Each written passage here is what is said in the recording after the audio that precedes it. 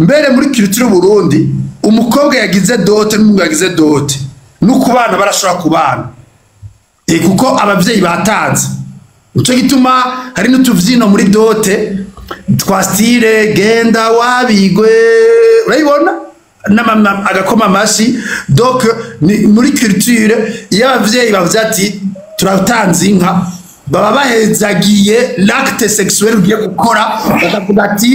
tout ce qu'on a investi dans cette fille, tout ce qu'on a fait pour son corps et sa tête, turabemeye turabihaye umugabo aje kuvyabira mu bisanzwe mu siguro profonde. Hanyuma tugiye muri leta nukuvuga yuko tugiye gusinya muri leta nukuvuga yuko urugo rwawe rubaye une institution parmi d'autres institutions du gouvernement. Nukuvuga ko les rapports sexuels zanyu mukora ziri validé et approuvé par le gouvernement. Nta munsi bazo gufata mu gicumuro cy'ubusambanyi muri marié kuko biri légalement approuvé. Gatatu, mariage religieux. À l'église, c'est ce que le prêtre ou le pasteur bénit. Normalement, il bénit votre union et il bénit l'acte sexuel que vous ferez durant toute votre vie. Nous kuvuga yuko rero rya sexe ya après mariage irimwo 3 autorisations. Kintu cyuko rapport sexuel iduza urukundo upa muri couple. Est-ce que irayiduza urayimanura n'iryari rumanura n'iryari est-ce que kugira sexe avant mariage biraduza urukundo upa? Ngerageje kuvuga mu vyo mu rugo je nibaza ko murazi ko n'ama projet yose akorerwa mu gitanda nibaza ko ngira Ça c'est la meilleure, il faut noter avec le stylo. You can kuvuga ijambo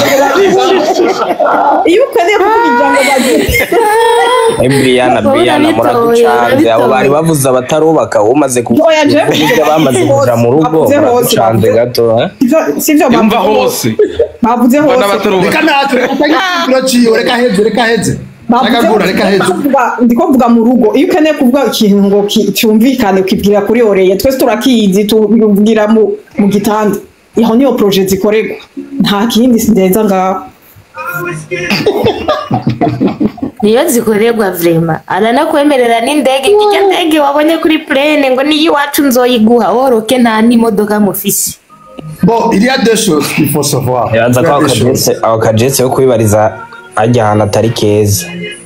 Je nanje nibaza ko kubatarubaka couple iri fiancé aba fiançaye niko novuga bobo ku muhungu bigabanya urukundo iyo mukunda kubikora mutarabana ariko ku mukobwa biragongereza. Cyo gituma iyo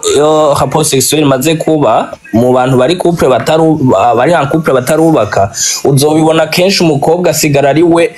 azana ingufu zidasanzwe bivanye nuko mwari mubanye ugeranije nuko umuhungu acamera ahubwo nk'urokira gato kora ko wewe hari bya abamaze kudekuvura aba kare byari yari ahishiwe iko novuga amaze kudekuvura mu gihe kitari ngombwa hakiri kare cyane ku buryo nta kiba kikimupusa cyane kidasanzwe mugabo ku bantu bamaze kubana birumvikana amabanga yabubatse aryosha urukundo bere bien mugabo ako hantu Brianna cishijemwo ndakavuge kikintu Brianna numvise bagushikiye cyane kwera uvuze ngo kwera ngo muri rya tamwa muri ngo niho kintu cyose ugisabira ngo niho byumvikana ko biryosha urukundo no siko ndavyumva kwera ko hajya ahantu mufatiye ahantu ata concentration fise yo gufata ingingo zibereye ubushatse avuge ndindira meze Brianna ndindira meze oya uriko kritika ibintu utabyumvise je nshatse kuvuga ko iyo atamabanga yabubatse n'ivyo ariko avuga Beni umugore akwima canke umugabo akaba agenda hanze nta mwanya muronka wo kuganira nivyo nashatse kuvuga navyumva nukuvuga ko ico ni connection haba connection iyo ico kintu cabaye kaje hamwe mukaganira neza ariko ikibazo cabajije babajije ko biryosha urukundo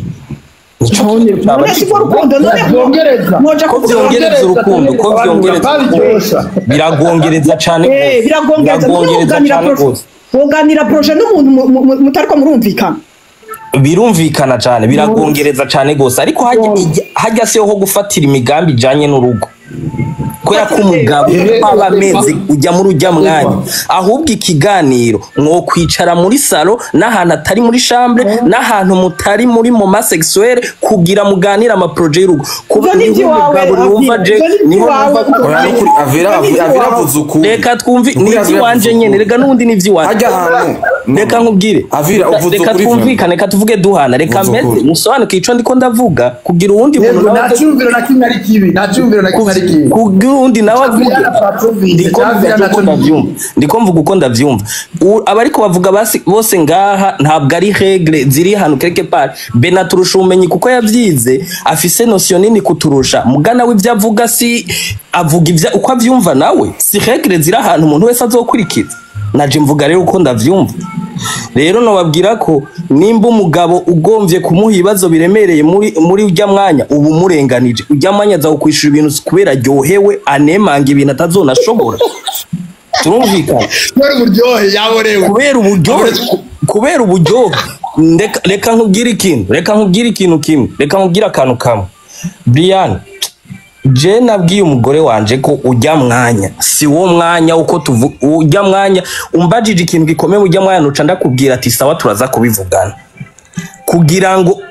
uze guhengera ameze neza ico gihe ushobora kundyohera ukamerera neza ukanshira mu wundi mu bicu hariya nkaca nemanga ibintu nkujya ciya bivuga ngo arakwemerera indege ega arazikwemerera mugabo nimwavaho hantu wibaza ko ivyo yemeye vyose azobikora nimba ushaka kumwisabira akantu we nk'umugore ndakwemereye kamusaba ujya mwanya kabisa azokwemerera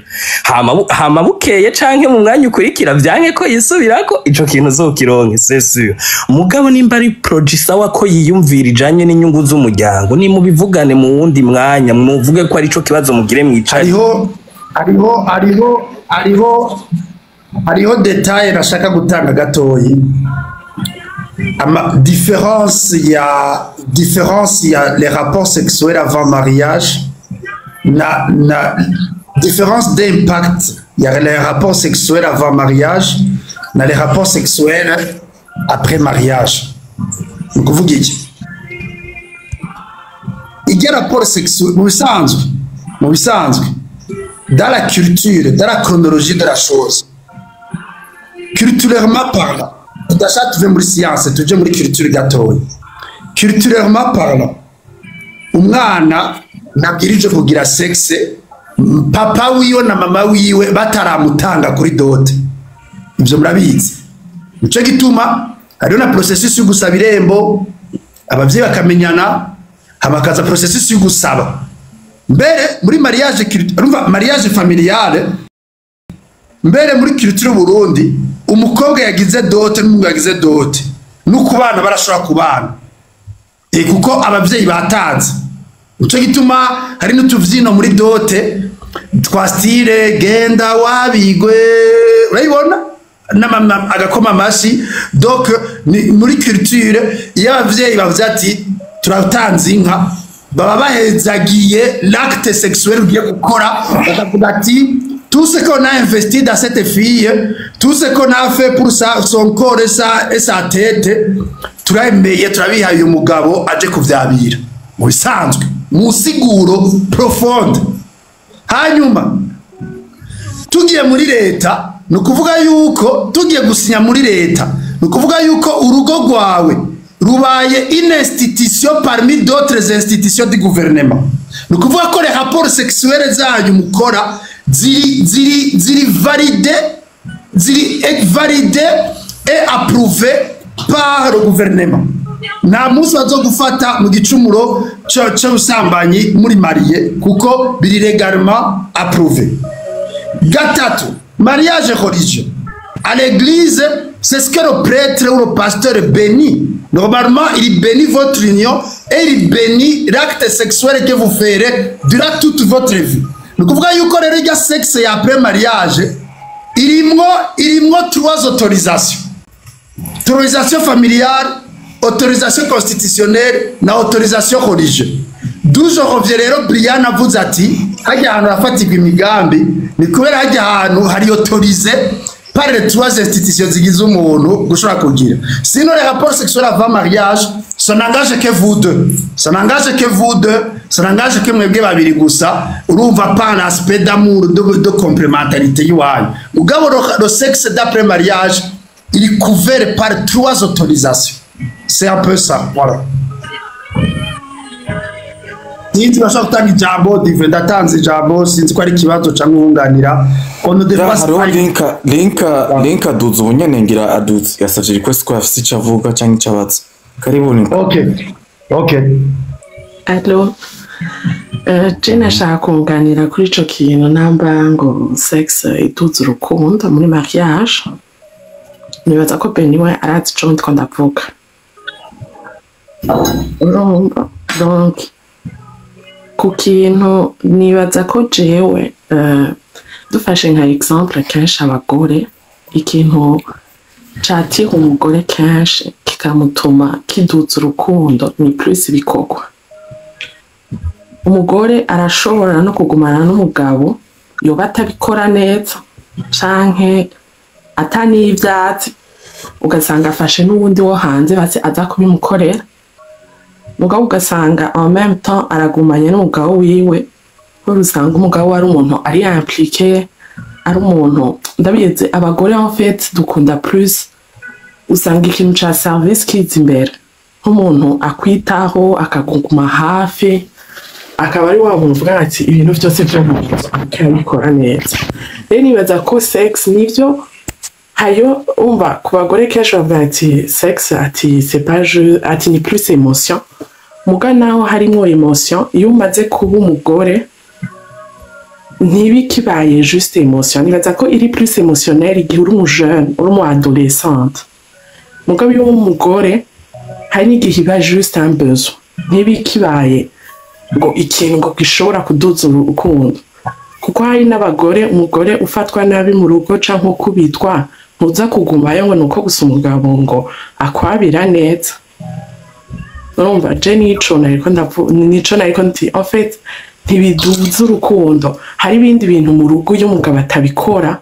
naho iyo sex yoba yikora neza canke yikora nabi atari co kiza kudesida urugumamwo. Mugabo contrairement rero iyo muri copinage ni critère ya mbere. Mugabo mu rugo nibaza ko atari critère. Nivyo. Ok, c'est bon. Yuko baravyumvise. Abagore bari ngaha sinzi ko vous approuvez aussi. Nivyo twe tuvuga ko ugabanya responsabilité nico cyane. Oui, Beni ndagomba utubwire cisi tukwitega abajene kuko twagumye cyane ku bantu babakuze marié. Ok. Tujye kuri twege abajene kuko si twese twubatse hano. Alors, à la jeune, moi je crois que pour les jeunes, pour les célibataires, les jeunes adultes, à la jeune, je peux dire que ce sont les jeunes adultes. D'abord, nous avons un makamesh, il y a un divorcé, il y a un célibataire, il y a un single mami. Il y a tout un arsenal de catégories en termes de statut relationnel. Alors, pour les jeunes, ce que je peux dire, c'est très concret. Pour les jeunes, umenye icuri, umenye icuri, umenye icyo ushaka, hamuki investisemo. Musanzwe ugiye kugira relation, utazi icuri, icuri, biragoye. Erega rero abatipe ba célibataire mugabo bacifata nk'abadolescents muri style de vie yabo. Kumenya icyo ushaka kuzoba iki dans l'avenir. Parce que hanyuma tuwa ucinvestisamo gute. Simvuze ngo millionnaire ngo kugira ngo utware umukobwa, mais avoir d'abord cette intelligence y'umuntu ari fixe équilibré. Ibintu biraza dans la vie. Hari n'uba bifise bigahera. Hari n'uwundi atabifise bikaza. Mugabo wewe ikintu kiguha kujera kufise ibintu cyadafise ibintu, iyo stabilité kumenya icuri n'icugwanira nico. Akenshi n'umukobwa akurikira ico. Parce que il faut qu'il y ait une complémentarité en termes de responsabilité conjugale. Alors rero nibaza yuko il faut kumenya ubuntu bwawe icuri ico ushaka n'ico uzogira parce que je pense que no munsi avoir aussi trop de relations amoureuses avec les filles et les garçons biraperturba no kumenya ico ushaka mu buzima biraperturba ugasanga na sens y'urukundo mu buzima bwawe yaramaze kuba confus ou corrompu même ou corrompu ugasanga tu n'y crois plus à l'amour. Or le problème ce n'est pas l'amour, le problème ce sont les gens. Je n'ai pas dit abantu urukundo ukubwacu nta kibazo rufise, ikibazo kiri ku bantu. Donc amakuba jeune, ce que je peux dire, vous avez tendance à toujours voir les mauvais exemples z'abamariye mu banye mugabo nta munsi wa rimwe muradimira les bons exemples z'abantu barambanye. Je hari agasengero muraja gusengeramwo mu Real k'abakatolika kabakuzuyemwo amakouple muto muri bo bafise nka 30 ans de mariage 40 ans de mariage bakazanana muri usanga muri yo sengero ça me renouvelle même mon aspect d'aimer et donc nkabona ni finalement naho hari le bruit de divorce il y a au moins ababanye imyaka kandi kutavuga yuko vyagenze neza mbe kubera iki tutibaza ikibazo ati ni igiki catumye barya babaho imyaka myinshi. C'est ça. Donc pour dire quoi, gabanya ibintu vy'ubuderenkase vyinshi, ibintu vyo gukora sexe cyane imbere yuko uja witegura kuzoba umugore cyangwa umugabo. Hama hari yindi girane. Moi j'ai peur, je ne confirme pas. Nagisubiyemo nibazogire ngo yavuze ngo je ne confirme pas, mais j'ai peur yuko abaseribateri benshi bari muri diaspora kugira mariage biko biravamo mu mutwe buke buke. Yego niko biravamo nimba ari kurabona amaskandale y'abamariye abera muri diaspora meze cyangwa nimba ari kubera amaze kuba déçu kenshi. J'ai l'inquiétude ko uyu mugambi utari kuraba une priorité dans leur vie. Ndashaka kukunganira ngaho onye. Vaziwe natanze jambo vaziwe. Jewe ndiko ndaraba Beni ukuntu tuza tugasanga kutimeza bino bihugu twajemo kankoresha iyo rangaje bafise tradiction zabo kandi uwo mwuka ni nkaho ari umwuka ugumukurura abandi bantu. Urabona ivyaba abantu bariko baracamwo bararongorana après 3 jours divorce ibintu nk'ivyo nabo erega n'abajene nabo baraba akarorero k'abari haruguru yabo. Rero ikintu kiba kihari nivyo bya bindi navuze nukuri ntitwibaze ku bintu vya kera vya tradiction. Ego tradiction je ndayubaha kandi ndayikunda sishaka no kuyita, ariko tuyibaze ko twongera twigisha aba jene bacu ubuzima barimwo iyo bari, kuko iyo bari hari ubuzima bundi. Akarorero nka bijya twavuze byo kubana bakaza bakabana iniburaya aba fiancé umwana wawe w'umukobwa ashobora kuja kubana n'umufiancé wiwe bakazovyara bakagira mariage aruko bafitaniye abana babiri canke batatu. Ibyo ni ibintu tubona hano turi. Rero kuri diaspora aho onye harakwiye inyigisho kandi harakwiye very serious counseling. It's not even akantu gatonyi, hakenewe a big counseling. Kuko je ndatahura vraiment ubuzima tubona hano Brian urabibona ngaho mu gihugu urimo, Dive na urabibona ngaho herereye, abandi sinze na Lionel arabibona haherereye, abandi sinze aho muri mwose yovuga ubuzima. Donc turavye muri iyo condition yo kurongora vraiment ni kintu dukwiye kuvuga tukaba openly, umuntu wese akavuga kugira ngo ugirire counseling bana bakiri bato kugira ngo nabo bazinjire muri ibi bintu bavuga ati no je nkwiye guhagara muri tradition yacu, nkwiye kuba wa muhungu ukomoka mu Burundi ufusaga umucuku nuko uriko uravyumva. Sinzi ko ibyo mvuze bi making a sense but je ndumva ari sawa cyane ikirumvikana. Uno munsi hariyo n'iyindi crise pour finir avec ça pour donner la parole aux gens abantu baduze twoha ijambo reka nongere ko kandi gatoya bariko bavuga ngo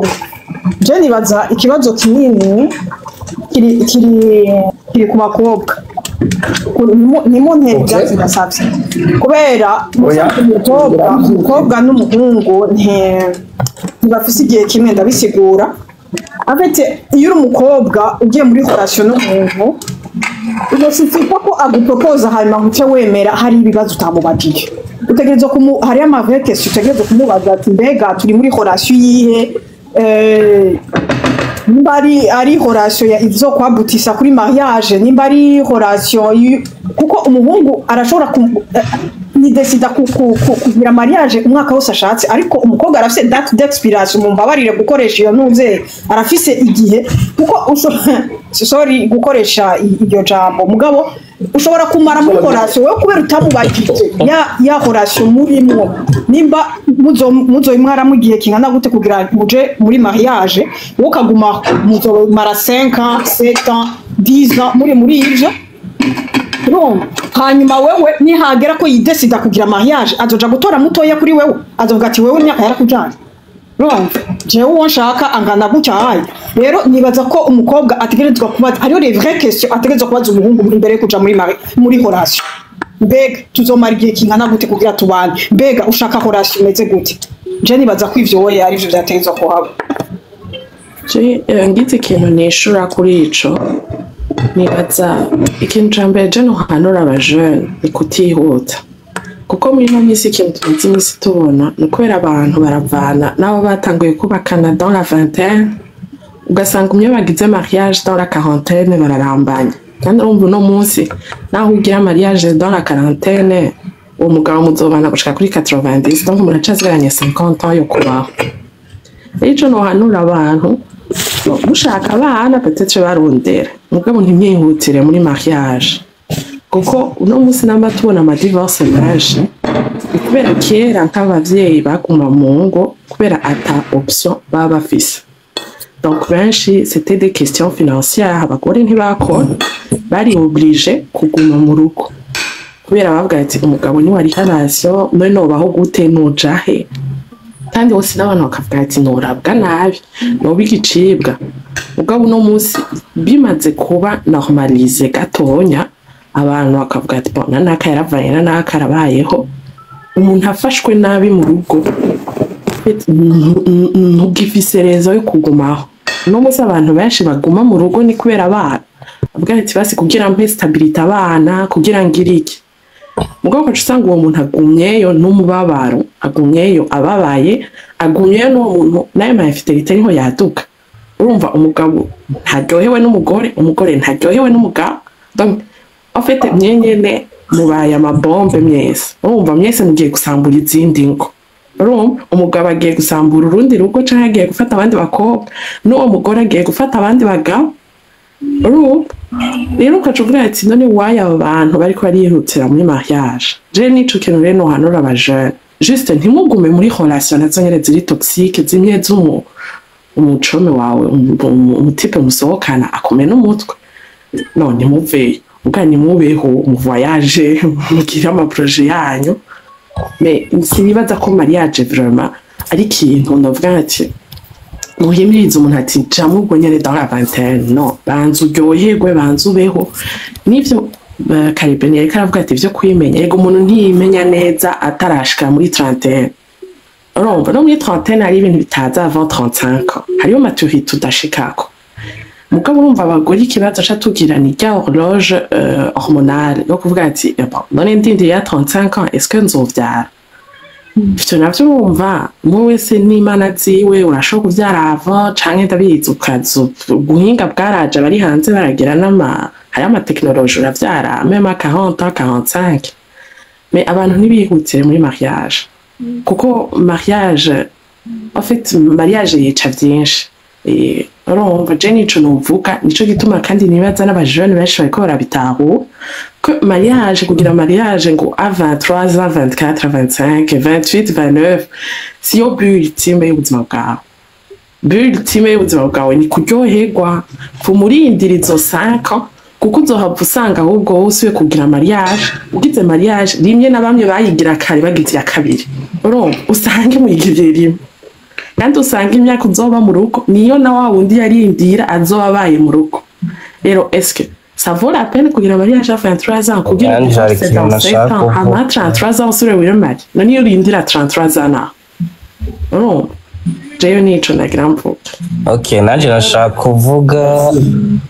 kuvuga nagomba ngaruke ku kintu Beni yavuze ariko mbanje gushigikira cyane linka kuri ico kintu uvuze ndagushikiye 98 kwijana kubera ko nanje mba numva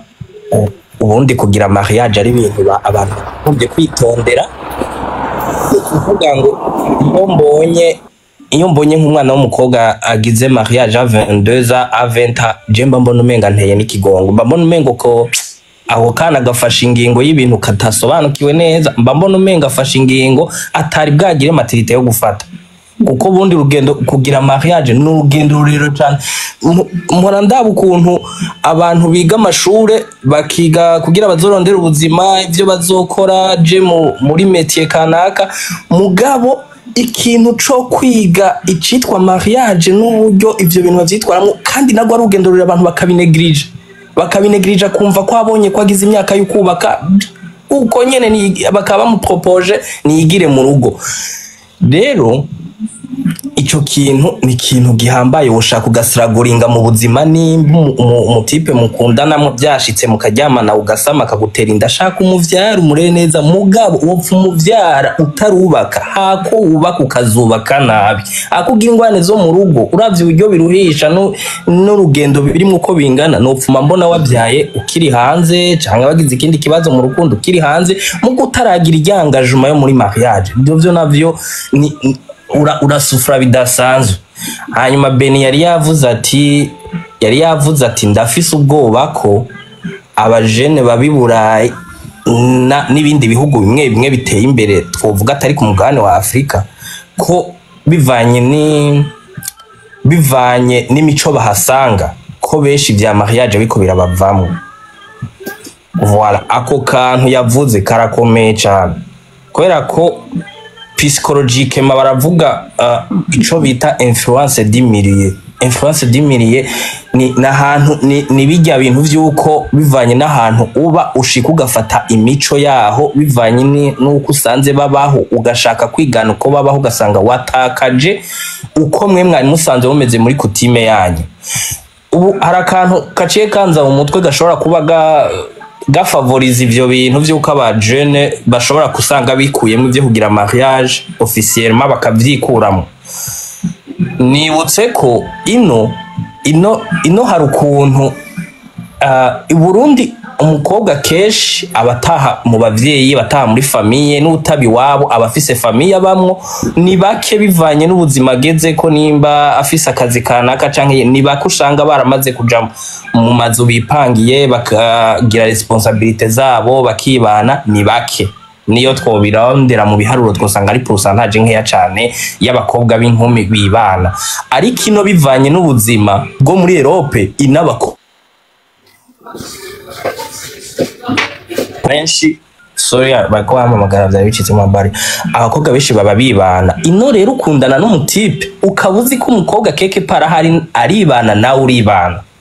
ubuzi ntaba muri famille simwe wibujumbura aba muhiri wabo canka aba muri famille ahantu ariba ubuzi ko yibana ugenda ukamuramutsa ushatse ukarara bivanye rero niyo opportunité ihari bikongera bikavana niyo influence d'imilieu y'ukuntu ubundi abazungu basanze hano uko babanye uko bibamwe iminsi ugatebuka bimenyera ukabona ko ari ibintu bisanzwe urabona ko abatipe usanga ivyo kugira mariage nkuko Beni yavuze birabavamwo complètement akabona ntacabona shuhiye ahubwo akabona ko ari umuziga zoba yishize ko aragenda umukopine we akamuronka uko ashatse bakararana bakamara isomene w'abana afa pesa yo kunganira n'umugenzi wanje ari muri Canada ndiko ndamubwira ati mon frère wewe ubona wiha imyaka ingahe uzogira mariage nka ryari kuko turabagenzi cyane turiko turaganira yangira kirega ino ibintu bihari cyane ati jaba abagenzi banje mbona tubunye abakopine babo barabana uravugisha ukuri ati barabana nk'ubu baragenda kamara weekend ari iwe umukobwa akaza muri agateka none ndavuga none azogira mariage ryari kandi n'ubundi ntaragira mariage vyabubatse bakora niko babanye barabikora rero kugira mariage akumva ahubwo ari umuziga agiye kwishirako benshi bakisanga byabavamye sindabishigikiye si vyiza mugabo benshi niko birabifavoriza waramese avira ndaguciremo gatoya mvuge kimwe mu bintu vyinshi ego izo kazi zirahari ariko kimwe mu bintu vyinshi abajene benshi bafise ubwoba kandi bigatuma baja muri ivyo bintu byo kwiryohera Diva. Oui. Je pense qu'il faut voir un mécanisme y'ukuduza abandi bantu kubera ndabona ko ngari Ya. Nivyo hariyo abantu benshi bakora za request. zero Ku bantu dufate nka Vira amaze kuvuga kenshi okay okay bisa abantu gatoya hari umudada ataravuga kuva duguye Jesse nambari ntaravuga nawe nimunze kumumanya. Okay, icyo nako ndavuga rero sasa ego il est vrai ama comportement arahari ariko impamvu imwe nzi muri nyinshi navuganye nashoboye kuvuga n'abatipe nyine usanga bari Burayi ni ku kintu cerekeye facture y'urugo, facture y'inkwano, facture y'urubanza i Burayi. Mon frère ni facture idasanzwe. Bon, nshobora kuvuga facture idasanzwe kubera yuko ça dépend na ressources de revenu personnel. Bon, facture nyene sur place ouais. Apana distance. Urumva. Sasa ugasanga n'umunyarindira gato. Brian nashaka kudutiza ikibanza. hari akantu gato gusa ngo babwesha amanuka gato bari je chamanuka nyine wodutiza ikibanza. nariye gato Brian. Reka ntumenye cadakurekera jewe reka cengende. Yego Brian reka jende Naje cengenda vraiment mbisa abandi namaze nk'umwanya. narika barashobora kutanga n'ibibanza. Umva hari akantu bavuze ngaha ngo ukiri muto ngo byiza ngo banza ukavoyaje ukagira gute ngo kugira nibaza ko ata myaka ihari donc bashobora gufitsa ngo imyaka yo kugira mariage je niko ndavyumva jewe kuko ushobora kuronka umuntu umuntu wese bavuga ngo arafise samwatse ushobora kumuronka 20 ans à 23 ans à 40 ans biravana nukuvuga rero ko je nibaza ko umaze kumuronka uwo muntu mushobora kubana ko ntushobora kuvuga ngo darindiriye ngo akahanta niyo uzoja kugira mariage bishoboka ko ushobora gusanga nawe wararambiwe warabivuyemo canke uvumbuye uwundi muntu muzobana 2 secondes mukamuravanye. Merci genda giye. Ok. Merci beaucoup en tout cas. Merci pour tous les conseils donnés. Icyo nako ndavuga rero sasa abenshi cyane baratinya facture kubera yuko facture ntisanzwe cyane waja mu vy'inkwano waja mu bya dote i Burayi ça dépend aussi des ressources de revenus personnels. Urumva ariko turi Burayi exactement muri Europe ego ubuzima burahari ariko ntabwo buri too much sana ku buryo umuntu yovuga ngo facture iyo iraho. Bon ça il faut du temps bien sûr. Rero umuntu akaca yiyumvira kuja gukwi Burundi akumva iyo distance bihari akumva iki niki akumva nyine umengo yo biheba byose akaca yigira mu ivyo bintu. Ico ni ikintu kimwe mu bintu byinshi abatipe baca birenga bon bituma birengagiza ivyo bintu bakaca baja muri ivyo bindi ariko aussi ku muntu adica ashaka il suffit d'une détermination seulement. Ouais. Il n'y a pas de bonheur sans risque. Il faut prendre des risques dans la vie. Le mariage ni risque. Ouais, mariage. Gusa bene hakubereye facture. Batanga jambo wakoze naco subizamwe kuko turi muri collecte y'amakoze atuma abahungu nakuga biburaya bata ivya mariage biko birabavamo. Donc undi wese afise ikibazo rapport y'ibintu twavuga turahaye ijambo baduze Jambo. Oui, good, okay. murakoze kumva ijambo reka sorry gato Jessica, reka duhere kuri uyu mudada yashitse kare duhe ijambo uyu mukobwa uyu Jessie izina ryo ritamuzwa na Jessie bari we utangura Yes, wabyari. Urumva je nagira mvuge kuri bijya Brianna yari yavuze ngo umuntu urabanza ukamupoza ama question ukamumenya neza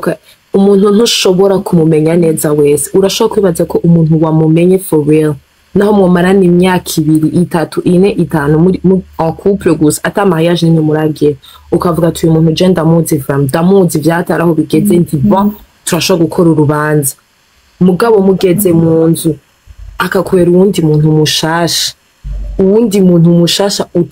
utaruzi ukazuramenya yandi ma facets yiwe ntayo waruzi urumva mariage ibindi navyo ariko ravuga ngo umuntu ngo wa 20 ans ngo ugasanga aragize mariage ngo ugaca usanga ngo arihuse ngo yari kurindira akabanza akabaho ngo son âge genre la vingtaine yiwe ngo akayibamo ngo akayimenya neza ngo akaza kugira mariage ngo dans la trentaine jewe ndashaka kubabwira yuko ndamaze kubona couple abantu bari marié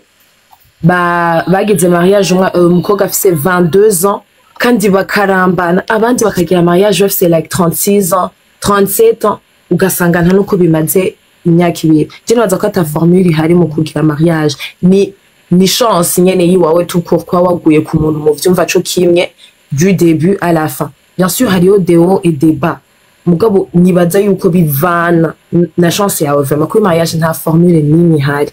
uvuge ngo uyigire ngo à 35 uvuge ngo uyigire ngo à 22 à 25 ans c'est exactement pareil tant que wagize imana ukaronka umuntu vraiment muri mente kubana ibihe vyose muzobana mugabo ntushobora kuvuga ngo ndagize mariage n'umuntu kwera namumenye ndamuzi 100% nta muntu nawe ubwiwawe nyene ntushobora kwimenya ijana kwijana uko imyaka igenda ugenda uradekuvira ibintu bishasha kuri wowe utaruzi ko ukeneye utaruzi ko ugishaka mu buzima ugasanga à un certain âge urabishatse canke ntavyo ugishaka non Jesse nibaza yuko hariho ikintu ok hari abantu bagira ama mariage je te permets sorry Guchiramo c'est juste que je comprends ton point de vue mais il y a des statistiques il y a des chiffres au niveau de l'Europe au niveau de l'Afrique Sindiba Zamugabo now c'est presque la même chose donc plus de 70% y'abakobwa basaba divorce n'abakobwa bari moins de 25 ans donc chaque kintu cha maturité avec l'âge kiragaruka mu Burundi étonnamment muri cour pénale y'igihugu cy'u Burundi c'était en 2018 narigeze gusaba raporo y'abantu basaba ama divorce ku bwinshi et j'étais étonné sanga n'abagabo mu Burundi n'abagabo plus de 58% y'abasaba divorce mu Burundi n'abagabo alors c'était en 2018 ugiye kuraba kandi n'abagabo bari moins de 10 ans de mariage alors igindi statistique noguha nuko ijambe chiffre noguha l'âge psychologique y'umukobwa afise maturité yo kujera urugo n'umugabo n'abana c'est 27 ans kuduga niyo âge psychologique de faire le mariage mugabo ashobora kuva na education warose ku bavyeyi bakagutegura ku umugore niba byo mu nzu ugasanga 23 à 25 ans uri mature mugabo l'âge psychologique généralement ni ku bakobwa l'âge psychologique de la mariage ni 27 l'âge psychologique y'umuhungu ni kuva kuri 31 kuduga izindi facteurs chaziza ko nizo kuravuga ngene umuntu muri bacinga ngene mwahuje ngene ubona ko afite ama valeur akagira mugabo hajya gukundana n'ikimwe kuba n'ikimwe mugabo hatangiye kuzamo responsabilité z'abana education y'abana financièrement hari abantu bahunga izo responsabilité kubera âge de maturité yavyo bari bwayigereko Voilà, c'était ça un peu l'ajout à ce que tu disais. Tu continues. ivyonye uvuga ndavyumva Ben ushobora âge de maturité en staff mugabo ndakubwira ikintu kimwe je nguma still vraiment hariho umwana wa 20 ans ashobora kubaka rukaguma kandi ugasanga n'umwana yagiye muri mariage umva akiri hot yagize igori bamuteye igori yibungenze aciye agira mariage mugabo ugasanga ageze mu rugo abaye une autre personne. Oui, il y a des cas. Oui, il y a des cas. C'est juste que ce n'est pas généralisé. Il y a des cas particuliers. Ça, ce sont des particularités. Oui. That's why nashaka kukonseya umuntu nguva ngo j'ai 23 ans, j'ai envie de me marier. Urumva nguva wowe nturagera ku myaka vraiment ngo rindira ugasanga ararindiriye ugasanga ageze kuri ya myaka bavuga ngo ni ya myaka iri inguva iri mieux kugira ko mariage mugabo kacu usanga kwera atayigize kijya gihe yaraciye mu bindi bintu wa muntu yararindirije yarigiriye agiye ku wundi muntu afite ati rero ndafite imyaka yo kubaka ndashaka kugira ugasanga birapfuye je me dis yuko ushaka kubaka wumva ubishoboye ubaka ako kantu ushize ko wumva ubishoboye niyo hagaze toute la question. Wumva ubishoboye ndumva yuko j'ai envie de passer toute ma vie n'uyu muntu genda nivyankira mu nzira nta kundi ne tukire gute ni ibintu bishika nje tubona ndavuga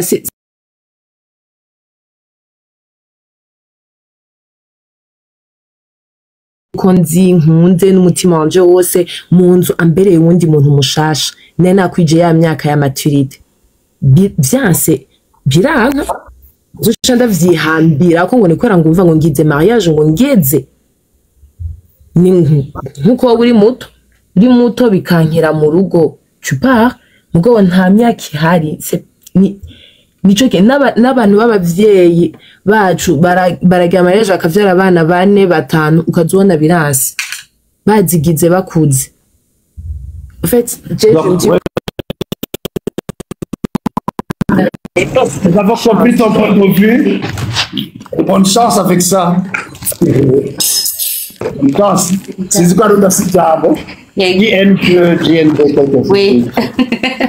Dis-toi Henriette. Dis-toi Henriette. Abandi bafata ijambo barakurikira ni Henriette atangure caca zahoze vuga rero Ariel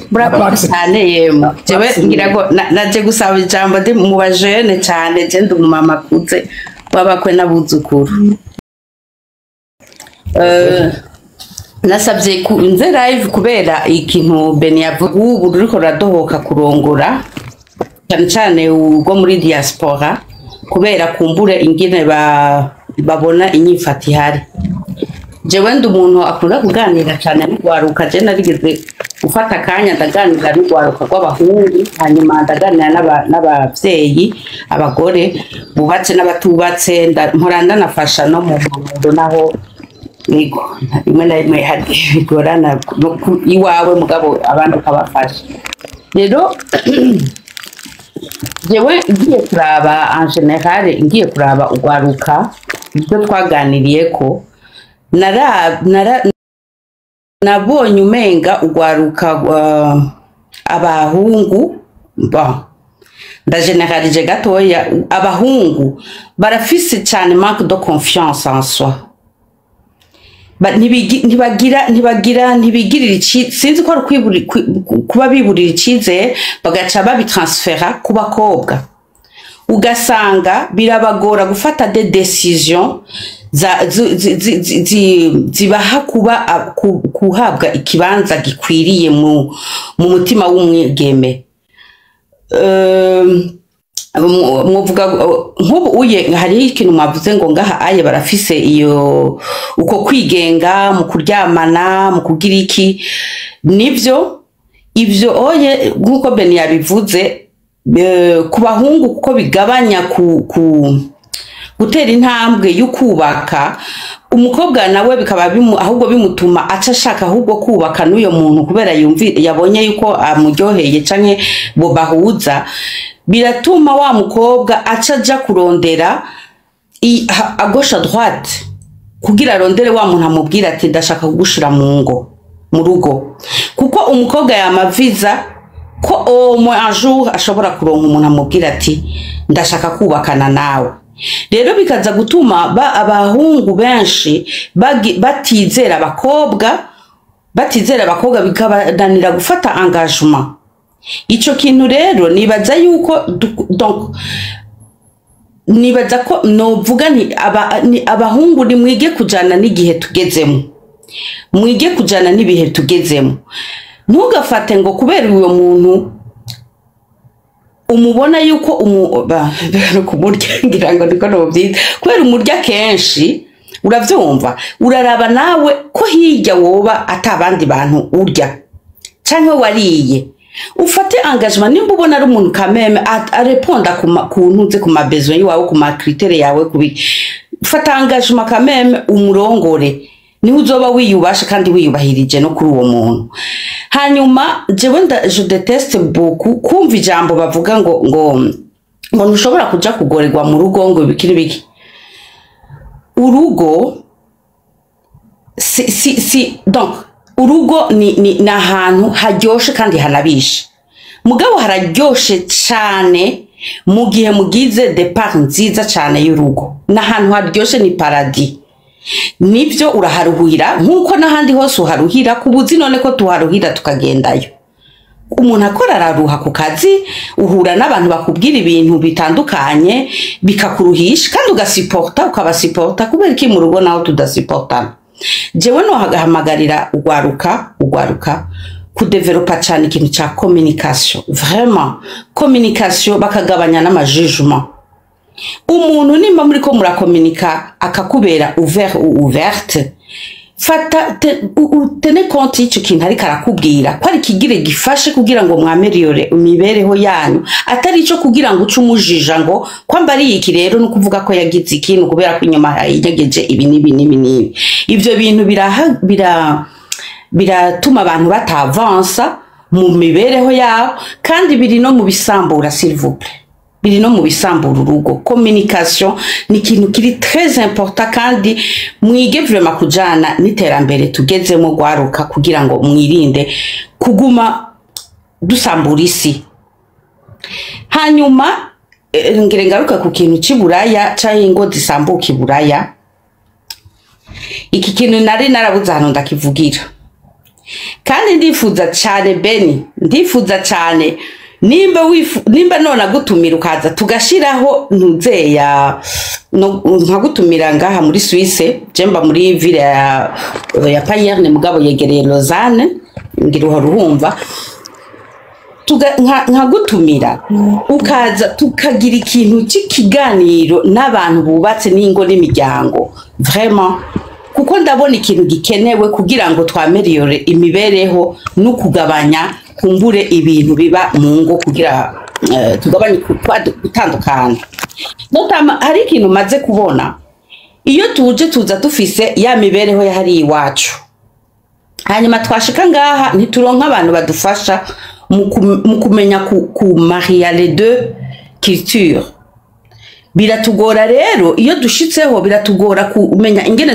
tuzivanga tukamenya tuti ikibereye donc le juste milieu niyi kugira ngo dushobore kubana mu mahoro. Muravyumva. Hanyuma muri ico gihe iyo dushitse ngaha aye bikatunanira kuvanga turaruha mu mitwe kuko haba hari changement nini ya cyane Beni ngo rubibona iyo ugiye kuramutsa madamu ingene haba changement n'ijya miduga yonye ni guca imbere nanjye ama etage yonye n'ubutamenyereye byonyene n'umuruho muniniya. Hanyuma communication itari kiragenda neza ari bya bindi umuntu aza agacika umugabo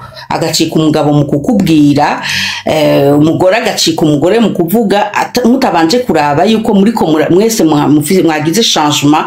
hanyuma hagiyemo n'abana hose autre chose. Ngire ndababwire gwaruka ikintu c'abavyeyi ngahi Buraya twufise imico yiwacu twazanye tukaca dushaka kurera abana ngaha baradukasa la tête hamwe wumva n'impuzu woshira ku mutwe kuko umwana aza kubwira ati mwigisha yambwiye ko j'ai le droit. Umwana agasigara ari wakujera mu gihe udashoboye gushiraho des limites. hanyuma ugiye gushiraho de limite naho usanga ari zigukingira zitaza gukingira wa mwana mu mibereho yiwe kuko nawe nyene ari muri bya bintu byo kuvangavanga l'écriture ari byo bintu muhira abari mu Burundi yaja kwishuri akaba ari mu kindi gihugu muri ico gihugu murimo ivyo byose ni ibintu bituruhisha dukwiriye nibaza ko abantu bose baba mu ntuze bari muri diaspora aho baherereye bakwiriye gushiraho des plateformes zo kuganiriramwo ivyo bintu akaba ama échange d'expérience kugira tugabanye vraiment ico kintu. Moi je suis partante kuri ico kintu kugira ngo dushobore kugira un changement vraiment kuko turabona yuko nta isi yejo ntayihari ntayo. Hanyuma ikindi kintu ushobora kubwira ugwaruka ruri mu gihugu ruradesevakanwa ururino haba kote y'abahungu y'abakote y'abakobwa hariho ibintu bon ndavye ibyo tuganira n'abahungu bari no canke abakobwa donc ibintu byo kurya aba diaspora umuntu ugasanga gufise ku mugambi mwiza ino vyamunaniye nari bushazise uwo bari bubakane arahisemo hiyo kugira zane wa hundi yibaza Beni ndasetse pardon bonye nabibonye pardon ego bandanya ego akaja kurondera wa wundi wiwacu gifise imico n'akaranga uravyumva agaca fata wa wundi agaca mujya mama mubyita kujya ibyinyo kumuca ibyinyo kumujya ibyinyo je sais pas utwa murungikira twose canka akaguma ariko aramudepensisha no mu diaspora ibiki mpora numva bidoga uco usanga umuntu ahinduye imibereho yiwe n'iki ngo no mu diaspora badi bo mutwenga ivyo ntivyubaka pe ivyo ntivyubaka je nabwiye abantu umuntu azokubwira gutyo mureke wose umugore kuko umugore n'umuntu agufasha ahubwo gukonstruiza ejo hanyu muravyumva rero nibaza yuko turakwiye gushiraho ibiganiro sur place bidufasha kuja turakoranya abantu canke abantu badukoranya kugira ngo tuganire kuri ivyo bintu duhindure inyifato niho tuzokonstruiza isi yejo murakoze. Nagira fata kanya ndabashimire cyane je pense que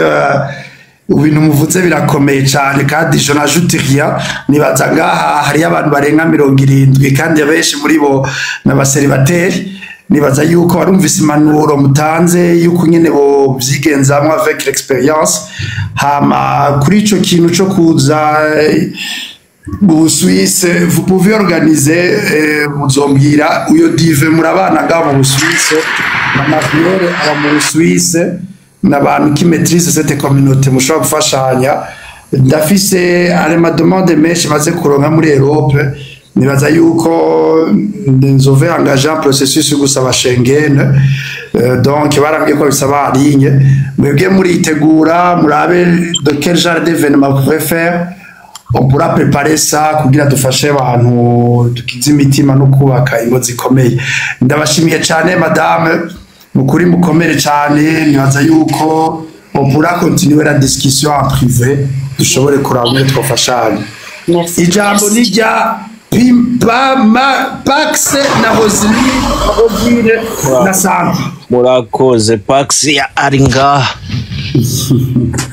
ndabaramukije cyane kabisa nyuma ndanabashimire kuri iki kiganiro mwateguye jewe kirandyoheye cyane kuko ibi bintu birubaka ariko kandi nashaka nanje gufata akanya nshimire uyu mumama hejeje kuvuga yatanguye imbere yanje kuko ivyo avuze birubaka cyane hanyuma ngaruka ku kintu ubwa mbere icyo kijanye no kuganira na communication mu rugo kuko ni ikintu gikomeye cyane ku buryo iyo kibuze umwe wese aca ashaka gufata ingingo uko yishakiye kuko haba habuze ukuyaga mushira hamwe. Hanyuma ikindi kintu gikomeye gituma abantu bamwe dufate abantu jewe ndi mu Buholandi ndibuka haraheze imyaka 5 nubatse ngize ubukwe ariko ntivyanyoroheye mugabo kandi mu vyatumye bitanyorohera harimwo ubwa mbere gutinya kuzana umukobwa canke umugore ukuye mu gihugu wibaza yuko uzomushikana ngaha akaguhinduka kubera yuko peut-être wabonye ubuzima bwa bamwe babazana hanyuma ugasanga bakoze ibishoboka vyose babashikanye Buraya bakaca bigira mu bandi kubera ko babonye ubuzima peut-être ufise butandukanye n'abandi autour bariko barabapropose ibintu bikomeye ugasanga araguhindutse aragiye aho tuca tuja ku kibazo cerekeye ko umuntu afata engagement yo kuja mu bugeni yo kuja kubaka urugo mugabo afise udutima tubiri donc atarukundo rurimo hanyuma ikindi kintu nariko ndavuga ko jewe haheze imyaka 5 nubatse ariko narafashe decision ndavuga ati mbo do toute façon uko bigenda kose ntegezwa gusubira iwacu kurondera umugeni hanyuma mbo apare yuko ndumukirisu nabisengeye mugabo navuze ati mbo inyuma yo kubisengera ni ngingo ufata hanyuma ukaronka uwo muntu mukayaga kandi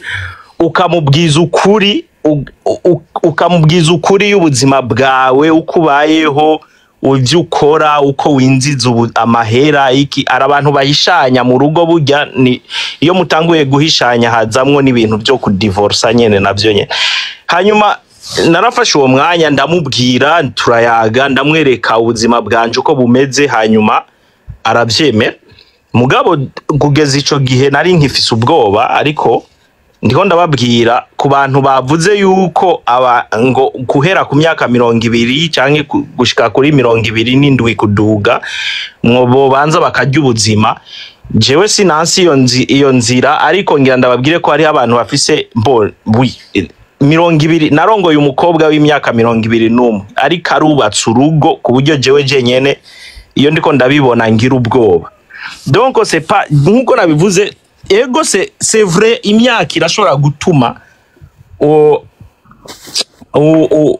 donc umuntu gasanga ry'amatirite twariko turavuga irajua muri ivyo bintu mugabo hariho abantu benshi bubaka ingo bafise age ya 20-21 question yose ni mu mutwe hanyuma na engagement uba wafashe n'agaciro yihereza hanyuma urukundo rukajamwo bivanze na ya communication ikindi kintu ku bantu turi ni Buraya je ndafise abagenzi kandi b'abarundi tuyaga cyane baba célibataire mugabo nk'uraha wewe duheruka no kuyaga resama nariko ndamubaza igituma atarongora kandi afise umukobwa amukunda ndazi umukobwa kwa mukunda mugu mutipe akakwereka yuko atabona ejo hamwe hajemo ikibazo cyo kuvyara abana ambiance bica bigenda gute kuko hagiye urongoye hari ibintu bimwe wibagira canke upunguza rero acabona wewe acabona ejo nihajamwo n'ivyo kuvyara abana kujana kwishure kubarihira amahera kugira iki mbe bizoca bigenda gute ariko je vais vous dire la vérité je ubuzima nari mfise ndi umuseribateri n'ubuzima mfise ndi kumwe n'umugore uno munsi hariho difference ikomeye utigute nuko maze kubaka hajemo ikintu ca stability ubwa mbere ava yuko ntari bwubake wasanga uri kuriruka hirya no hino hanyuma wataha uvuye ku kazi naho nyene washika muhira uri wenyene na stress yo kubona uri wenyene nayo nyene ibintu byinshi bica bijamwe ifoko nsohoka ngende kuraba abajama dusangire tugira iki ivyo vyose ugasanga navyo nyene biraguperturba mugabe iyo umaze gufata decision yo kuvuga ati reka nza n'umugore tubane uri serie ari ibintu bihinduka urugo ukagubaka kandi ubuzima bwanyu bugahinduka bugatera imbere donc pour moi ni question nariko ndavuga ya decision hanyuma mugakomunika n'uwo muntu muba mubana hanyuma igisigaye ntidutinye gusubira kuzana kurongora abo twasize hariya ngo nuko bashitsi no bazoduhinduka oya si bose muze gusa mufate umwanya wo kuyaga no kuvugana ukuri ibisigaye bizogenda neza. Urakoze cyane Pax. Ça c'est un témoignage très édifiant yo kubahura abahungu, nibaza yuko bogikorerako sirofa zo kwegera ubaha amasitisi ari detaye kandi byofasha cyane gusumba a partir de ça. Rosine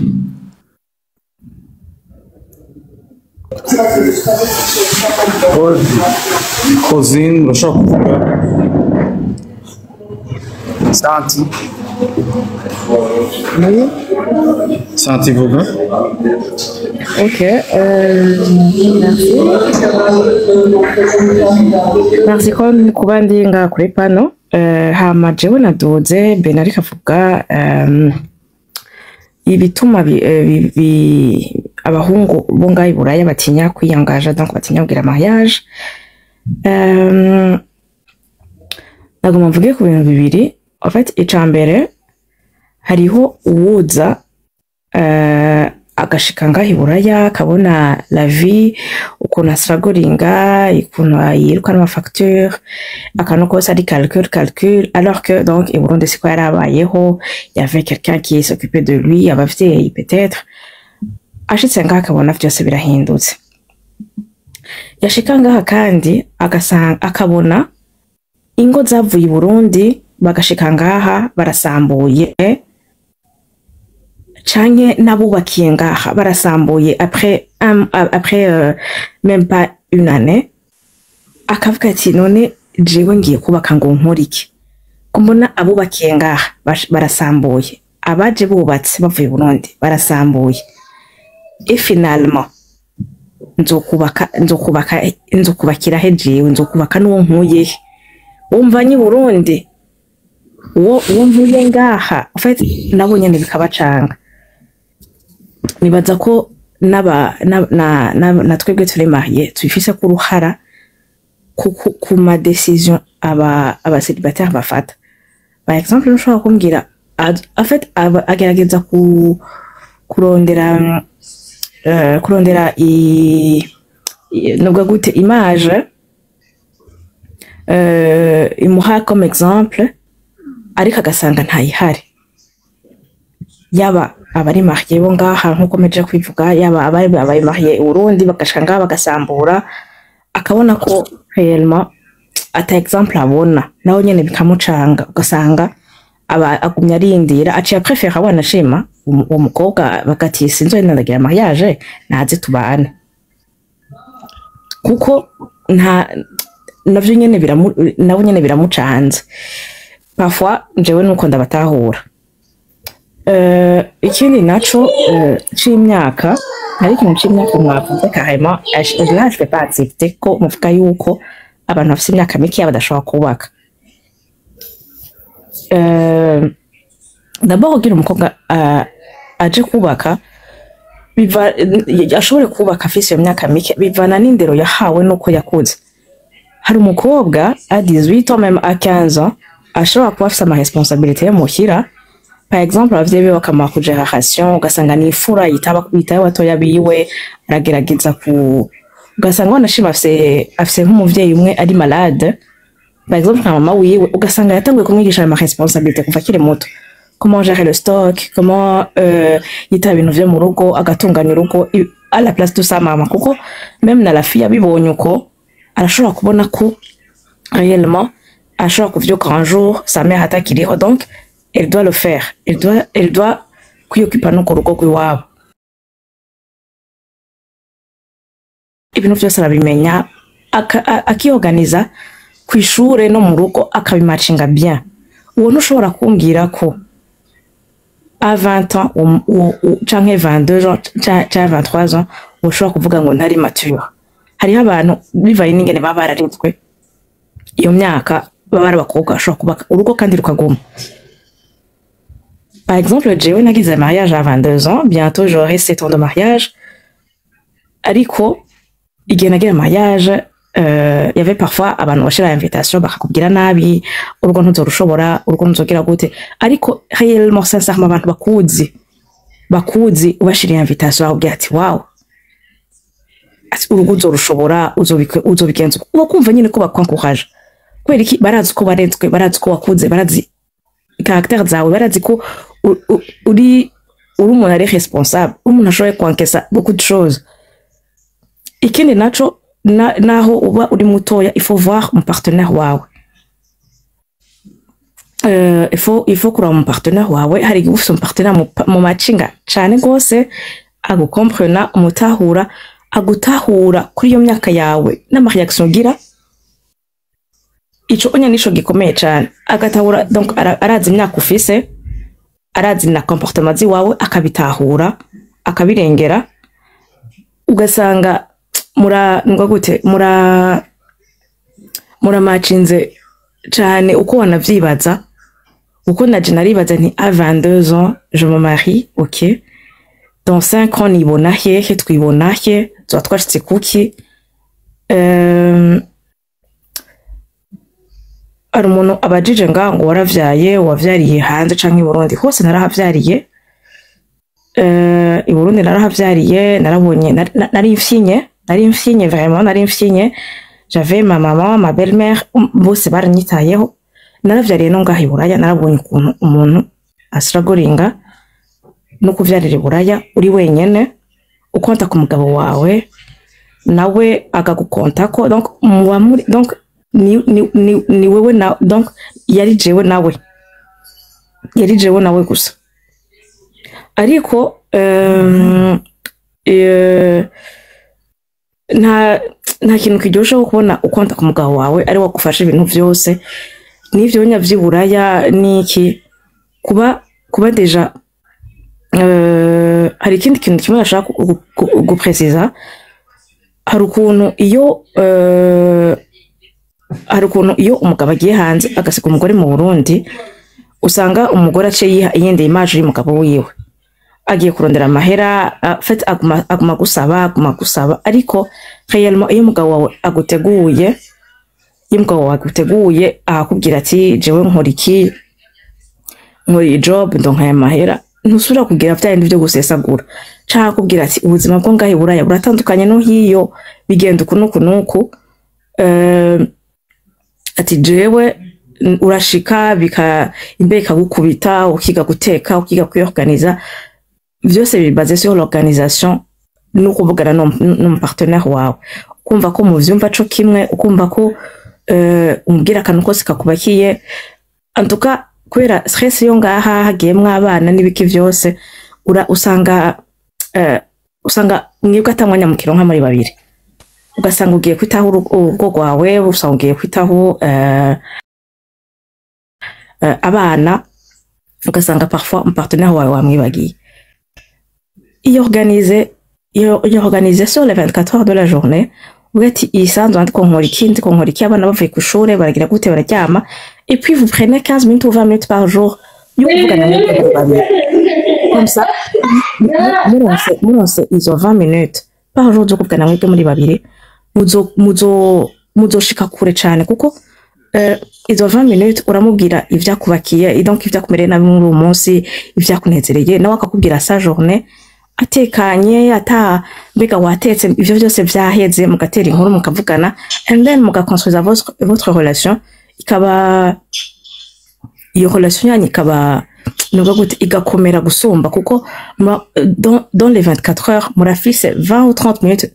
rien que pour vous abana bonjour les gens muteko muvuga abana muteko muvuga irugo rwanyu muteko muvuga ibibazo bibahanze ugasanga sur les 24 heures murafise les 30 minutes rien que pour vous ivyo vraiment biratuma hello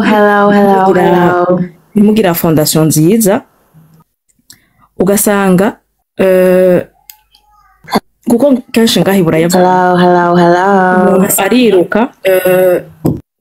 ngaho Buraya vraiment usa umuntu ariruka akiruka n'amashuri y'abana akiruka n'urugo akiruka n'umwanya agasanga yibagiye mu partenaire wiwe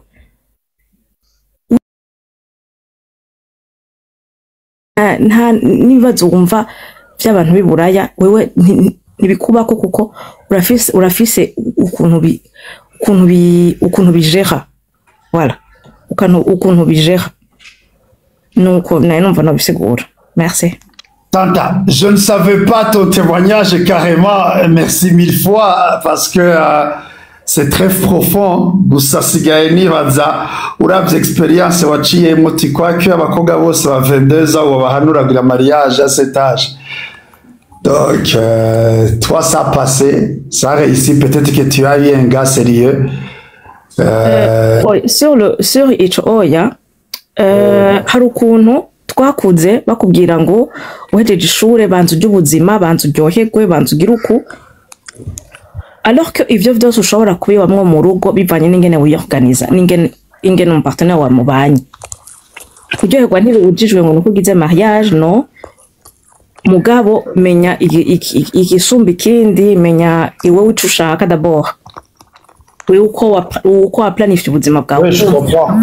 Hari ikindi kibazo mura nibaza, est-ce qu'il y a 22 ans wewe urashobora kuba byarakunze, wewe urashobora kuba muva mu famille cyangwa umutipe mwari mufite ubuzima cyangwa mwaraburondeye hamwe, mugabo a 22 ans ndavye ku bakobwa b'i Burundi buno munsi ni situation socio-économique iriho, sinzi ko baragira n'ubuzima bwabo buragira nico bufaditse birabumve ko baje kubaka, parce que je par contre si manura cyane ngo banze barya ubuzima, par contre banze barondera ubuzima, ça fait la différence. Hariyo kurya ubuzima no kuburondera. Donc niwoja kurya ubuzima badafise. A 22 ans benshi baba bakino ku ishuri bagitangura n'université wa mbere n'iki. Donc je ne nie pas qu'il y a des cas vraiment bagira mariage akiri bato bigakunda, soit tugasanga twawe n'umutipe afise ubuzima cyangwa amafamiye yari impliqué kugira ashobore kwafasha ko aravuga ati bagize akiri bato mugifise abavyeyi. Mugabo no munsi ndavye n'urugero rw'imfuvyi n'ungene abajene bateza kwigwanako, faire le mariage à 22 ans na crise socio-économique iriho na niveau de vie ahiri, c'est vraiment se lancer dans l'océan. Tout reste à discerner, à voir. Chaque cas à part. Je ne dis pas que je ivyo kubakirwa n'abavyeyi la ukuremwo vraiment kuko ubakiwe n'abavyeyi c'est pas hari ama decision ngo udafata ubwawe kuko ukonta ku bavyeyi. Ça biragoye ko. Merci beaucoup en tout cas pour ton témoignage. Je pense qu'on y reviendra dans les jours à venir. Je pense que ça serait mieux. Sinzi ukurikira we. ukurikira naba bashasha bashitse ubu nyene ari nka Stella canke uyotoye parce que ndasiga 14 heures yatari ko tramejeje yatangiye kubasanga saini je pense yatatangwe saini Drake batocanje ngo sinzi ko waciye ko nari mu ishuri sinariko ndakumviriza ariko sigeze numva ko wacishuye mu mama yamna Brianna yavuze ngo mbere yuko umuntu agira mariage ngo kwanza ngo wanzuka abana n'umuntu mutarakora mariage wahama ngo mwarabanye ngo aca mukora mariage wowe ubivuga ko kiri mu mutwe abavyeyi bacu baturera kugira anje hinge gato uje kuremba wewe zumvira kwiki wewe mu mutima wawe umva ko vyemera kumuhungu mubana mutaragira mariage ngo nukora mumenyana wewe kubgawe kuko je sindi mu mutima wawe wewe kubgawe umva wo birewo bikuwo bizo no je anje ku ruhande rw'iwanje je mba numva no byemera kubera ko twaretswe batubwira ati mukuze mukagera mu bigero fo rindira umuntu muzobana mukore mariage nibigeze batubwira tugende kwipima. Okay. Donc inaza yuko dasoka abantu bose bagiye baratanga ingisho kwabyo.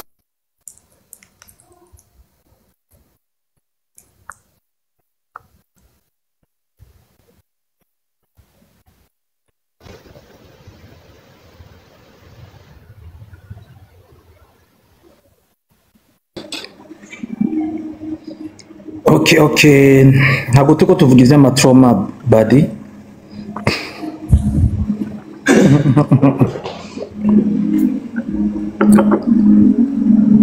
kandi mbwira ko usaba imbabazi Tania niba ari ngaho. Tania sinashatse kukubwira nabi iryo jambo ryagiye hagati sibyo narishatse kwandika arifise objectif yo kukuramutsa. Je dis pardon my sister. Alors, ok. Donc, nuvuga yuko rero umuntu inyishu zabaye wowe wese yavuze ko kuri Barcelona ubuzima bw'iburaya peut-être wowe sinzi kuri buraya cyangwa muri Burundi bibaza yuko je respecte les avis des gens wabo il reste que chacun akora icyo yumva akeneye impanuro aziyanuje pour ce qu'il y a dans ce sens-là. Titi Love King Stella na King, vous pouvez aller vite comme ça pour voir. Ok. La fille c'est une des lives, je crois que quoi Delhi, c'est 22h. On va parler sur les blessures. Je crois que ma blessure à la donc vous aurez le temps. Tu vas aller 22h et on va qui Jendi Kigali 22h 23h je crois, quelque chose.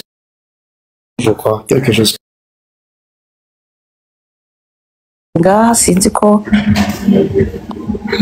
Beni uri muri mute. Sérieux? Vuga ku byo wafatiye ko ni sawa nta problème. Ah ok. Numvise bavuze ko mu rugo hakenewe communication, bavuze ingo ziburaye ingene zisambuka, bavuze ko dukeneye kwiga sinzi umwigisha ko azoba diva. Oya ni Beni Jesse no kwigisha ivyingo ndumuje. Nanje okay sawa niko abari bavuze ko mu Busuwisi ni Beni azoza kuturaba mu Busuwisi. Ni Beni mu Busuwisi. Ari umudamu yabisavye nabwiye aje en contact n'abadive n'abamariere n'abandi bari Genève. Vous pouvez vous organiser une soirée. Vous pouvez voir une semaine, je peux passer ou 2 semaines faire une tournée. Oh, d'accord, ça marche. Ubwo bazotubwire tuhabe. Hama aravuga ego namwumvise bimwe na numvise ari byo yavuze ibintu byiza cyane nifuje no kumushimira nuko yagiye yafashe akanya aratubwira kandi yavuze ibintu bizima buriya ntiyatworohera kuba iyo twavuye mu Burundi iyo twavuye dufise abakozi badukorera byose washika umugabo bahora bamugororera yakubwira ati ngororera ishati ugacumura bijisha ati wasaze cyane aha twese turimenya byikorera ugasanga ufise abana benshi kandi ufise abana batatu uri kuraraba abana umugabo nawe aje kukubwira ati ngorera cafe ugasanga hari igihe umujaniranya bivanye n'ingene uri mu bindi byinshi ugasanga hari utunyishu dusigaye turahinduka tutabizi ugasanga dusigaye tutari babandi nyene kwa rufasoni tuba twari dufise hariya kumuzanira agacupa ukamusukira mu kirahuri umuha ugasanga ni ibintu tubanje guhagarika kugira ubanze umenyereze ko nivyoroshe kandi nawe nyene dosonkote arafise ibintu nawe bari karahindagura uko nyene ntaba kiri wa mugabo ava ku kazi aca kunywa kamwe abari wa mugabo ava ku kazi ataha ashika yoza ivyo vyombo canke iki vya vyubahiro vy'umugabo agenda yambaye ikoti agaruka umengo ya nawe birahera bisaba ko twitegura psychologiquement tukamenyera ubuzima bwo hanze ntibworoshe ariko kandi bisaba organisation y'urugo rwose uko babiteguye canke bivuye kuri ya communication la dame yavuze canke Pax ngaha yavuze n'Imana kajamo cane gose kuko atamana biba bipfuye rero jewe nibaza ko ku bantu bimwigisha nkawe Beni abantu turi hanze nuko tubwira ati imbere yo kuva mu Burundi muzobanze mufate igihe mwige mwiyumvire bazi ingene burabigenda mwitegure mugende mubizi muhashike muzi ku buzima bugiye guhindukira complètement mugende apana ko mushikariya muce mutangura kujyana mutangure gutukana mutangure kwama mu nduru ngo ibiyo ndabimenya sinari kuza ibiyo ndabimenya oya tukiga nimba muzi ati tuzoja kuba muri Canada mu mezi 5 mugafata les 5 mois muriko murabaza comment ça se passe là-bas muriko murabaza uko imibereho yaba hari imeze mukiga nk'ishure ukiga ko umugabo azokoza umwana nimba atarazi kumwoza mu Burundi akava mu Burundi yavyize ingene yoza umwana nimba atarazi koza ivyo bakava mu Burundi yavyize kuko kenshi abagabo nibo badutera ishavu ni mwebwe mudutera ishavu ni mwebwe muca mushaka kugira zirya habitude muba mufise mu Burundi zukuja kunywa zukuja mu marigara zukuja kura foot ukamenga amateleviziyo ngaha mu nzu ntabona urumva umbabarire ntwenge biraryoshe Estera ndagushigikiye bawiya wiboya wewe urabizi ekazo mu rugo niziryoshye kurabira ko match rero niko je nuko mumera si wose ekayo mu nzira ryose iyo birabaye n'umugore agushyizemo nk'amaguru awi iraryoshe cyane ni kuyimenyera bisaba kuyimenyera kunyura muri ngere biryoshe abantu bose bafite iwawe bakicara ibyo bintu byo kwaba mwishiramo ko kunyura kwa Gerard cyangwa kunywera muri ngo kurabira match muri arena abantu bose ugasanga arena baruzuye mengo televiziyo wayiguza amamiliyoni udashaka kuyiraba se kwasa urumva turafise akantu katatuvuyemwo urugo ruzosambuka bisaba ko nukuri twiga kandi tuzotwige vraiment tuzofata ikaye twandike twicare twige dusubire dushitse buratu bizogenda neza ya communication irahinduka communication yo kuyiko zo mu Burundi na communication y'ingo z'iburaya c'est pas la même chose c'est très différent ino ituvuga ijambo ritanyaruka buke urumva sheri ibini on ne joue plus avec ça tuvuga directement itusuye umwanya kuko uri kuravuga witonda uri kurazigiza hariya umwana aba yaguye hasi hama hariya impuzu ziba ziko zira oya twebwe turi muri ivyo pe urumva communication y'Iburaya nayo nyene ni ukuyiga bakasaba bakayiga neza ingene imeze kuko ntaho ihuriye n'irya y'u Burundi ntaho bihuriye n'ukuri ndayo ibintu byose ntaho bihuriye ni ukuyiga gusa n'Imana niyo communication bakayiga kubera sico kimwe n'irya communication muri irya nyene Beni urayibona yo mu Burundi ngene imeze urayizi iyo tuvuyeyo tuza tuyifise ijya n'ukuri mutubabarire abacinga nayo bafise abagore b'Iburaya bihangane si kujya tumeze mugabo twe turabubaha donot muri façon yacu kandi iyo tugize umugabo twumvikana dufashanya ivyo bikorwa byose akabigufasha akaba hari nukuri urugo ruraryoha atanduru ataki urugo ruryoshe ni nk'ijuru rito urugo ruryoshe umengo uri mwijuru umengo wovye ukabwira Imana ati Mana warakoze dayo urabikora ukavyuka ukashima Imana ukavuga uti biraryoshe sinari nzi ko urugo ruryoshe uko kuko urugo rubishe nibaza ko ari enfer biba bigoye cyane kuba ukubitwa n'umuntu mwahuye mukuze mutari muzinanye uba wumva nyene ubuzima bubishe mais bon c'est bien. Bah oui. Merci bien, Esther. En tout cas, tes contributions vont beaucoup aider à des gens qui écoutent. Il y a plus de 70 personnes. Peut-être on continuera. Même la soirée. Merci beaucoup.